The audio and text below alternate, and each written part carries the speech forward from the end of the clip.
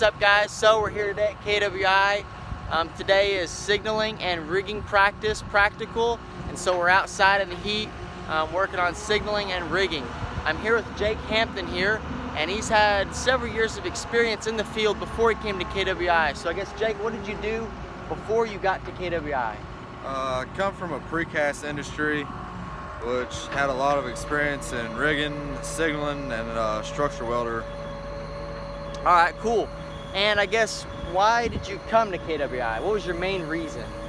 I've always, since I was a kid, wanted to come to the pipe side of the industry, and done some research on some schools and found KWI and come and visit a school and decided this was the best school for me. Yeah, heck yeah it is.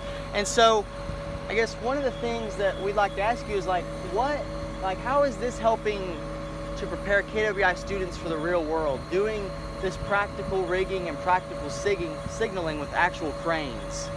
It's because I was green at one time, and took a while to figure everything out. And you come to KWI, you're not just stuck in a shop in a booth welding all day. You're getting hands-on experience of what the industry and the real world's gonna be. So you ain't coming straight out of school, going to a job with a crane, don't know what's going on. Here you're getting the experience, figuring the rigging out, figuring all the hand signals of a crane, figuring a crane out, and it's gonna help you a tremendous amount in the field when you get out of school. Right on, Jake. So I guess, how much longer do you have here at KWI? I've been here about 4 months. Got all 3 of my monsters, working on my Schedule 10, and I'm gonna stick around until I find the right job or the right job opportunity comes, get some extra certs. But if the right job comes along and I can head out, I'm gonna leave early.